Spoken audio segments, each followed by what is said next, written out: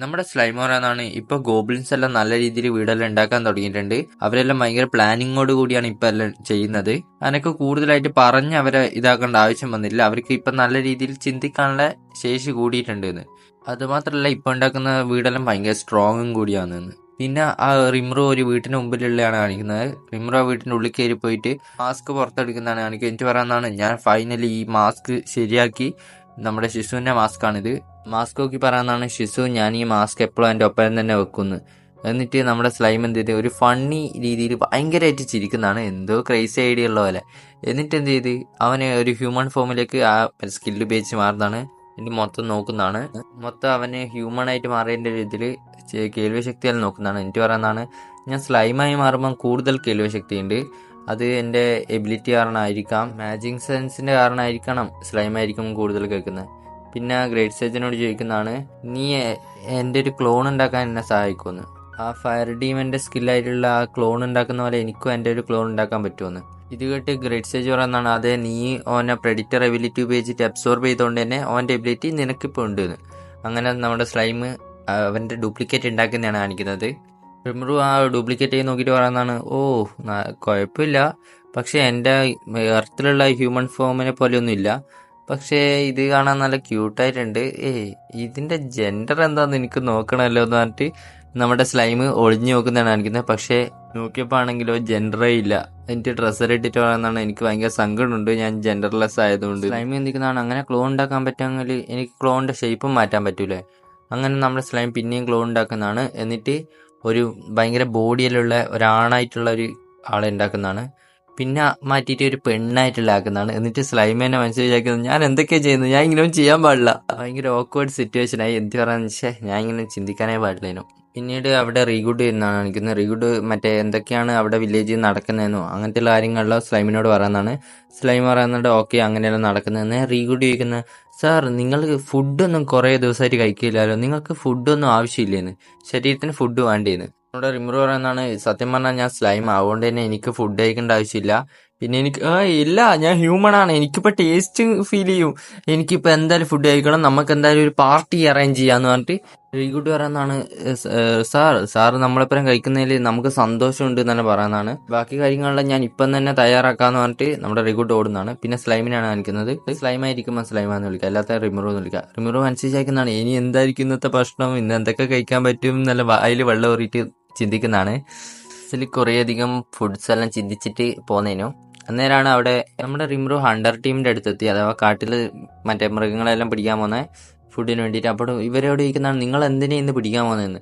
അപ്പോൾ ഹണ്ടർ ടീമിലുള്ളവരെല്ലാവരും പറയുന്നതാണ്, നമ്മളിന്ന് കാട്ടിൽ മാനിനെ പിടിക്കാനാണ് പോകുന്നത്. അപ്പോൾ റിമ്രു പറയുന്നതാണ്, ഇന്ന് പ്രത്യേകിച്ച് ഒരു പാർട്ടിയെല്ലാം നടക്കുന്നുണ്ട്, നിങ്ങൾ ഇത്രയും കഷ്ടപ്പെടുന്നെല്ലാം ചെയ്യുന്നില്ലേന്ന്. അപ്പം ഗോപ്തി ചോദിക്കുന്നതാണ്, റിമ്രു നിങ്ങളും ഭക്ഷണം കഴിക്കുന്നുണ്ടോന്ന്. അപ്പോൾ റിമ്രു പറയുന്നതാണ്, അതെ ഞാനും ഭക്ഷണം കഴിക്കുന്നുണ്ട്. അപ്പോൾ ഗോപ്ത പറഞ്ഞ, അധികം ഭക്ഷണം കഴിക്കണ്ട, തടിച്ചു പോകുന്നു. അപ്പോൾ റിമ്രു ഒറ്റ ചവിട്ട് നമ്മുടെ ഗോപ്ത തെറിച്ച് പോകുന്നതാണ്. ഇതെല്ലാം കേട്ടിട്ട് റീബൂട്ട് ക്ഷമ വയ്ക്കുന്നതാണ്. എനിക്ക് പറയുന്നതാണ്, എൻ്റെ അനിയനെ ക്ഷമിക്കണം, ഓനിങ്ങനെ ആയിപ്പോയിന്ന്. പിന്നീട് നമ്മുടെ റിമ്രുവിനെ കാണിക്കാൻ. റിമ്രു മനസ്സിൽ ചോദിക്കുന്നതാണ്, റിമ്രു സാർ എന്നെ വിളിച്ചിനോന്ന് നമ്മുടെ രംഗ ചോദിക്കുന്നതാണ്. അപ്പം പറയുന്ന, ഞാൻ എന്നെ വിളിച്ചിന്. റിമ്രു പറയുന്നതാണ് രംഗനോട്, ഇന്ന് എനിക്ക് അത്ര നല്ല ഫീൽ ചെയ്യുന്നില്ല, നീ ഇവരെപ്പുറം കാട്ടിലേക്ക് പോകുന്നു. രംഗേനെ അവരെപ്പുറം വിടുന്നതാണ് കാണിക്കുന്നത്. പിന്നെ നമ്മുടെ റിമ്രു എന്ത് ചെയ്ത് ഒരു വാതിലിൻ്റെ അടക്കുന്നതാണ്. ആ വാതിലിൻ്റെ ഉള്ളിലേക്ക് കയറുമ്പോഴാണ് റീസ്പോണ്ട് ആദ്യത്തെ സ്ഥലമില്ല, അതേ സ്ഥലമാണ്. പിന്നെ അതിൻ്റെ ഉള്ളിൽ നിന്ന് കയറ്റി ഓൻ പറയുന്നതാണ്, ഷിസുവിൻ്റെ ഒരു എബിലിറ്റി അഥവാ സ്കില്ല് ട്രൈ ചെയ്യാൻ വേണ്ടിയിട്ടാണ് ഞാനിവിടെ വന്നത്. അന്നേരമാണ് നമ്മുടെ റിമ്രു പറയുന്നത്, ഈ സ്കില്ലിൻ്റെ പേര് ഡീജനറേറ്റ് എന്നാണ്. എന്ന് വെച്ചാൽ 2 സ്കില്ലിനെ മെർജ് ചെയ്യാനും പറ്റും, അതേപോലെ ഒരു സ്കില്ലിനെ സ്പ്ലിറ്റ് ചെയ്യാനും പറ്റുന്നു. എന്നിട്ട് റിമ്രു ആ സ്കില്ലിനെ കാണിക്കുന്ന ഒരു ഫയർ ബ്ലാക്ക് ലൈറ്റ്നിങ്ങിനെ യൂസ് ചെയ്ത് ഒരു സ്കില്ല് അഥവാ ബ്ലാക്ക് ഫ്ലെയിംസ് ഉണ്ടാക്കുന്നതാണ്. അത് പവർഫുൾ സ്കില്ലാണ്. പിന്നീട് റിമ്രു ഷിസുവിൻ്റെ മാസ്ക് നോക്കുന്നതാണ് കാണിക്കുന്നത്. മാസ്ക് നോക്കിയിട്ട് പറയുന്നതാണ്, താങ്ക്സ് ഇങ്ങനത്തെ എബിലിറ്റീസ് തന്നതിന്. റിമ്രു പറയുന്നതാണ്, എന്നാൽ പിന്നെ ഞാൻ നോക്കട്ടെ ഈ മാസ്കിന്റെ ഉപയോഗം എന്താണ്. നേരെ ഗ്രേറ്റ് സ്റ്റേജ് പറയുന്നതാണ്, നിന്റെ ശരീരത്തിലുള്ള ഫുൾ ഓറയും ഈ 0% ആയി ഇല്ലാണ്ടായിരിക്കുന്നു, ആർക്കും പുറത്തുള്ള ആർക്കും നിന്റെ ഓറ മനസ്സിലാക്കാൻ പറ്റൂല. അതേ സമയത്താണ് നമ്മുടെ രംഗ തെലിപ്പത്തിയിലൂടെ പറയുന്നത്, ഇവിടെ അപകടം ഒന്ന് വേഗം വരാം. അങ്ങനെ വന്നു നോക്കും, നമ്മുടെ എന്ത് ചെയ്ത് ഗുപ്തന്റെ ശരീരത്തേക്ക് കത്തി വീഴുന്നതാണ് കാണിക്കുന്നത്. അപ്പോഴും നമ്മുടെ റിമ്രു ഓടി പോകണ്ട അങ്ങോട്ടേക്ക്. റിമ്രു അവിടെ എത്തുമ്പോൾ കാണുന്നത് അവിടെ 2 ആൾക്കാരാണ്. അഥവാ 2 ഡീമൺസ്. ആ 2 ഡീമൺസിന്റെ കയ്യിൽ സോഡ് ഉണ്ട്. നമ്മുടെ ഗോപ്തന്റെ അടുത്തേക്ക് റിമ്രു ഓടിപ്പോന്ന്. റിമ്രുവിനെ കണ്ടിട്ട് ഗോപ്ത പറഞ്ഞ, ഓ മൈ ഗോഡ്, റിമ്രു എത്തി, ഇനി എന്താ ഇവിടെ നടക്കുവാന്ന് എന്ന് ഗോപ്തന്റെ ആറ്റിറ്റ്യൂഡ് പറഞ്ഞു. എനിക്ക് വേനെടുക്കുന്നതെന്ന് പറഞ്ഞിട്ട് കാര്യം. അപ്പോൾ ഗോപ്തന്റെ മുഖത്തേക്ക് മറ്റേ സൊല്യൂഷൻ എടുത്തിട്ട് ഒഴിക്കുന്നത്. അന്നേരം അവന്റെ ഹീലായി ശരീരമല്ലോ. 2 ഡീമൺസ് രംഗനോട് ഫൈറ്റ് ചെയ്യുന്നതാണ് കാണുന്നത്. അവരെ ഫൈറ്റ് നടന്നുകൊടുക്കുമ്പോൾ മറ്റേ രംഗ ഫൈറ്റ് ചെയ്ത് ജയിക്കുന്നാവുമ്പോൾ ഒരു പെൺകുട്ടി അഥവാ റോസ് ഹെയറുള്ള മാജിക് എന്തോ ചെയ്തിട്ട് എന്ത് ചെയ്ത് അവിടെ വോള് ക്രിയേറ്റ് ചെയ്യുന്നത്. രംഗ റിമ്രുവിന്റെ അടുത്തേക്ക് പോകുന്നതാണ്. സോറി, ഞാനിങ്ങനെ ചെയ്യാൻ പാടില്ല റിമ്രു സാർ, പക്ഷെ ഇവരിങ്ങനെ ചെയ്തുകൊണ്ട് എനക്ക് അറ്റാക്ക് ചെയ്യാണ്ടിരിക്കാൻ പറ്റിയില്ല. ഇവര് പറഞ്ഞിട്ടൊന്നും കേൾക്കുന്നില്ല, സംസാരിക്കാൻ നിൽക്കുന്നില്ല. അപ്പോൾ റിമ്രു പറയുന്നതാണ്, ഞാനൊന്ന് സംസാരിച്ചു നോക്കട്ടെ. പിന്നീട് റിമ്രുവിന്റെ ആൾക്കാരെല്ലാം റിമ്രുവിന്റെ വശത്തേക്കും മറ്റേ ഡീമൺസിന്റെ ആൾക്കാരെല്ലാം ഡീമന്റെ വശത്തേക്ക് നിൽക്കുന്നതാണ്. അവരിൽ 6 പേരെയും കാണിക്കുന്നതാണ്. എല്ലാവരുടെ കയ്യിലും മാരകായുധങ്ങളുണ്ട്. റിമ്രു പറയുന്നതാണ് അവരോട്, നമ്മളെ ഭാഗത്ത് നിന്ന് എന്തെങ്കിലും തെറ്റുണ്ടായിട്ടുണ്ടെങ്കിൽ നമ്മൾ തമ്മിൽ സംസാരിച്ച് തീർപ്പാക്കുക, അല്ലാണ്ട് ഇങ്ങനെ അടി ചെയ്യേണ്ടത്. അത് കേട്ട് രംഗ പറയുന്നതാണ്, ഞാനിത് പരമാവധി പറഞ്ഞു നോക്കി, അവർക്ക് നിങ്ങളെ വേണ്ടതെന്ന്. റിമ്രു പറയുന്നതാണ്, നിങ്ങൾക്ക് എന്തിനാ എന്റെ ആവശ്യം. അതിലൊരു റെഡ് മുടിയുള്ളവൻ പറയുന്നതാണ്, നീ നമ്മളോട് ചെയ്തതൊന്നും ഞാൻ നിങ്ങളെ ബാക്കി വെക്കൂല, നിങ്ങളെ എല്ലാം നമ്മൾ വെറുതെ വിടൂല, നമ്മളത് ഗ്രാമത്തിലുള്ള എല്ലാവരും കൊന്നതിന്. ബാക്കിയുള്ള ഗ്രൂപ്പിലെ എല്ലാവരും നോക്കുന്നുണ്ട്. റിമ്രു ഒക്കെ ഞാനെന്ത് ചെയ്തേ നയിപ്പോയി. റിമ്രു പറയുന്നതാണ്, ഞാൻ നിങ്ങൾക്ക് ഒരവസരം കൊടുത്തരാം, നിങ്ങളെല്ലാം തീർപ്പാക്കുന്നത്. അപ്പൊ റെഡ് മുടിയുള്ളവൻ പറയുന്ന, ഇല്ല, നീ ഇട്ട പോലത്തെ മാസ്ക് തന്നെ ഇട്ടിട്ടുള്ള, അപ്പൊ നീ തന്നെയാ നമ്മളെ നാട് നശിപ്പിച്ചെന്ന്. അപ്പോൾ അത് കേട്ട്, ഈ മാസ്കോ, അത് സത്യം പറഞ്ഞ ഈ മാസ്ക് എന്റേതല്ലാന്ന് റിമ്രു. അപ്പോൾ അത് കേട്ട് ഓൻ പറയുന്ന, അതൊന്നും പറഞ്ഞിട്ടേ ഇല്ലാന്ന്. എന്നിട്ട് ഓനെ അറ്റാക്ക് ചെയ്യാൻ നോക്കുമ്പോൾ റിമ്രു പറയുന്നതാണ്, നീ നമുക്കിപ്പോ സമാധാനത്തോട് തീർക്കാം, പിന്നെ പറഞ്ഞിട്ട് കാര്യം ഉണ്ടാവില്ലാന്ന്. അപ്പോൾ രംഗ റിമ്രുവിനോട് ചോദിക്കുന്നതാണ്, മാസ്റ്റർ ഇനി എന്ത് ചെയ്യാന്ന്. അപ്പോൾ റിമ്രു പറയുന്നതാണ്, നീ ആ പിങ്ക് പെണ്ണിനെ നോക്കോ, ബാക്കി 5 എണ്ണത്തിന് ഞാൻ നോക്കോളൂന്ന്. എന്നിട്ട് അവിടെ ഒരു ഫൈറ്റ് തുടങ്ങാൻ പോകുന്നതാണ് ഗൈസ്. ഇപ്പോൾ റെഡ് പറയുന്നതാണ്, നിങ്ങൾ വല്ലാണ്ട് നമ്മൾ അണ്ടർ എസ്റ്റിമേറ്റ് ചെയ്യുന്നുണ്ട്, ഇനി നമ്മളെ ഫൈറ്റ് കണ്ടോന്ന് പറഞ്ഞിട്ട് ഐറ്റിങ്ങളെ ഫൈറ്റ് ചെയ്യാൻ തുടങ്ങുന്നതാണ്. മറ്റേ സോഡ എടുത്ത് പാഞ്ഞു പോയിട്ട് എന്ത് റിമ്രുവിനെ അറ്റാക്ക് ചെയ്യുന്നത്. പക്ഷെ റിമ്രു അവിടെ നിന്ന് നേരെ ടെലിപ്പോർട്ട് ചെയ്ത് ആ തടിയന്റെ അടുത്തേക്ക് പോകുന്നതാണ്. ബ്ലാക്ക് ഡ്രസ്സിട്ടെ റെഡ് മുടിയുള്ള ഇതെവിടെ അങ്ങനെ എത്തിയേ. അപ്പോൾ റിമ്രു എന്ത് ചെയ്ത് ആ തടിയനെ പാരലൈസിങ് പോയിസൺ വെച്ചിട്ട് സ്പ്രേ ചെയ്ത് ഉറക്കി കെടുത്തുന്ന. റിമ്രു ഇങ്ങനെ ചെയ്തുകൊണ്ടിരിക്കുമ്പോൾ എന്ത് റിമ്രുവിന്റെ പുറകുന്ന ആ പെണ്ണ് അറ്റാക്ക് ചെയ്യുന്നതാണ്, വയലറ്റ് മുടി. അപ്പോൾ റിമ്രു പറയുന്നതാണ്, എന്റെ ഈ മാജിക് സെൻസ് ഉപയോഗിച്ച് എനിക്ക് ആരൊക്കെ എന്നെ അറ്റാക്ക് ചെയ്യുന്നത് തിരിയാൻ പറ്റും. കയ്യിൽ നിന്ന് മറ്റേ സ്ട്രിങ് എബിലിറ്റി ഉപയോഗിച്ചിട്ട് ഓളെ കെട്ടിയിടുന്നതാണ്. എനിക്ക് എന്നെ കൊല്ലണം എന്ന് ആഗ്രഹമില്ല. പിന്നീട് മറ്റേ വേറൊരുത്തും വാള് വെച്ച് അറ്റാക്ക് ചെയ്യുമ്പോൾ ബോഡി ആർമർ എന്ന് പറഞ്ഞ എബിലിറ്റി ഉപയോഗിച്ചിട്ട് ഹാർഡ് ചെയ്തിട്ട് ഓന്റെ വാള് പൊട്ടിച്ചെടുത്ത. എന്നിട്ട് ഓനെ അറ്റാക്ക് ചെയ്ത് ദൂരേക്ക് തെറിപ്പിക്കുന്നതാണ് കാണിക്കുന്നത്. ഇത് കണ്ടിട്ട് ഗോപ്തൻറിക്കുള്ള വായ് പൊളച്ചെടുത്ത് നിർത്തിയിട്ട് എന്താ പവർ നോക്കിയതാ. അന്നേരം നമ്മുടെ റംഗേന്റെ ആ റോസ് മുടിയുള്ള ഫൈറ്റാണ് കാണിക്കുന്നത്. പിന്നെ ഇതിന്റെ ഇടയിൽ പിന്നെ ഇവരില് ഒരു വെള്ളമുടിയുള്ളയും ചുമപ്പ് മുടിയുള്ളയും കൂടി എന്ത് ചെയ്ത് മറ്റേ റിമ്രുവിനെ അറ്റാക്ക് ചെയ്യാൻ നിൽക്കുന്നതാണ്. ഇതിൽ ആ ചുമപ്പ് മുടിയെ പിന്നെയും പറയുന്നതാണ്, നിനക്ക് നാണുണ്ടോ, ഒറ്റക്ക് വന്ന് മറ്റേ ഫൈറ്റ് ചെയ്യേണ്ടി വരും, നമ്മുടെ നാട്ടിലെ ആൾക്കാരെയല്ലോ പിഗ് വെച്ചിട്ട് കൊല്ലാൻ നാണുണ്ടാടാ, ഇത്രയും പവർ ഉണ്ടെങ്കിൽ ഒറ്റക്ക് വന്ന് ഫൈറ്റ് ചെയ്യേണ്ടത്. അപ്പോൾ റിമ്രു തലയോർന്നിട്ട്, ഇവരെന്തൊക്കെയായി പറയുന്നത്, എനക്കൊന്നും മനസ്സിലാകുന്നില്ലല്ലോ. എന്നാൽ സമാധാനത്തിൽ നമുക്ക് സംസാരിച്ച് തീർക്കാം, എനക്കൊന്നും മനസ്സിലാകുന്നില്ല, നിങ്ങൾ പറയുന്നത് എന്തല്ലോ, എനക്ക് ഞാനായിട്ട് ബന്ധമില്ലായിരുന്നു. ഇങ്ങനെയെല്ലാം പറഞ്ഞുകൊണ്ടിരിക്കുമ്പോൾ ഓന്റെ ബാക്കിൽ ഒരു വെള്ള മുടിയുള്ള ആ ഡീമൻ വന്നിട്ട് ഓന്റെ കൈ വെട്ടിയിരുന്നാണ് കാണിക്കുന്നത്.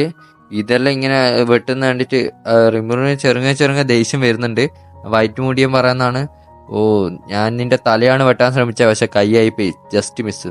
റിമ്രു ദേഷ്യം പിടിച്ചിട്ട്, നിങ്ങൾ ഓവർ പറഞ്ഞാൽ കേട്ടില്ലെങ്കിൽ ഞാൻ എന്റെ അറ്റാക്ക് ചെയ്യേണ്ടി വരുന്ന പറഞ്ഞിട്ട് ഓനവന്റെ കൈ എന്ത് ചെയ്ത് പിന്നെയും ജോയിന്റ് ചെയ്യുന്നതാണ് നിൽക്കുന്നത്. അഥവാ അബ്സോർവ് ചെയ്തിട്ട് പിന്നെയും റീജനറേറ്റ് ചെയ്യുന്നത്.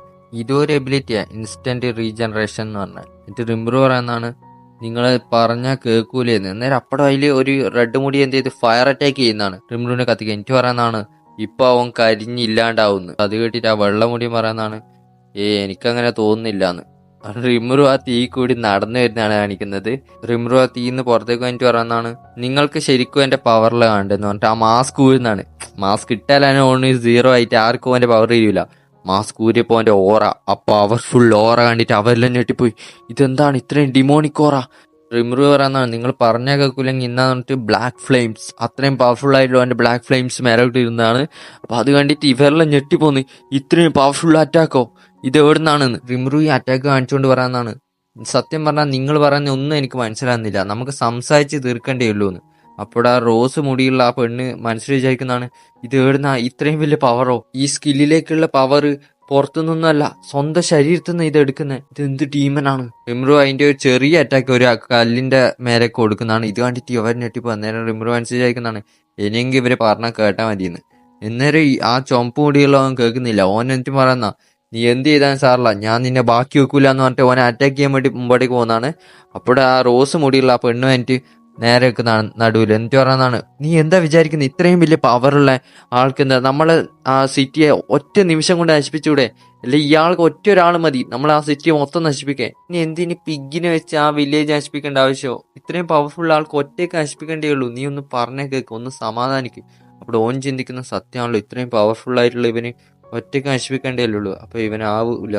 റിംലു തന്റെ പവറെല്ലാം തിരിച്ച് അബ്സോർവ് ചെയ്തിട്ട് പറയുന്ന, ഓ സമാധാനം, ഇവരിൽ ഒരാൾക്കങ്ങ് മനസ്സിലായല്ലോ എന്ന്. അവിടെ ആ റെഡ് മുടിയുള്ള പറയുന്ന, എന്നാലും ആ മാസ്ക് ഇതേപോലത്തെ മാസ്ക് തന്നെയാണ്. അപ്പോൾ റിമു പറയുന്ന, സത്യം പറഞ്ഞാൽ ഞാനും നിങ്ങൾ പറയുന്ന മാസ്കുമായിട്ട് ഒരു ബന്ധമില്ല, ഞാൻ വെറും ഒരു സ്ലൈമാണ്. അപ്പോൾ വിശ്വസിക്കായിട്ട് സ്ലൈമായി മാറി. പിന്നീട് എന്ത് ചെയ്ത് ആ മാസ്ക് എടുത്ത് കാണിച്ചു കൊടുക്കുന്നതാണ്. ആ മാസ്ക് എടുത്ത് നോക്കിയിട്ട് പറയുന്നതാണ്, ക്ഷമിക്കണം പക്ഷെ ഈ മാസ്ക് അല്ല അത്, എന്നിട്ട് മുട്ടുകുത്തിക്കുന്നതാണ്. അപ്പോൾ റിമു പറയുന്ന, സാരമില്ല, ഇന്ന് നമ്മളെ ഗ്രാമത്തിൽ ഒരു പാർട്ടി ഉണ്ട്, പാർട്ടിക്ക് വരുന്നോന്ന്. അപ്പോൾ ഇത് ഇവരിൽ ആ റെഡ് പറയുന്നതാണ്, നിങ്ങൾ നമ്മളെ പാർട്ടിക്ക് വിളിക്കുന്നു, അതല്ല ഇത്രയും വലിയ പ്രശ്നമില്ലാക്കിയിട്ട്. നമ്മൾ പറഞ്ഞാൽ വാന്ന്. നേരെ അവർ പറഞ്ഞു ഓക്കേന്ന്. എന്നിട്ട് അവരെല്ലാം കൂടിയിട്ട് തിരിച്ച് ഗ്രാമത്തിലേക്ക് പോകുന്നതാണ് കാണിക്കുന്നത്.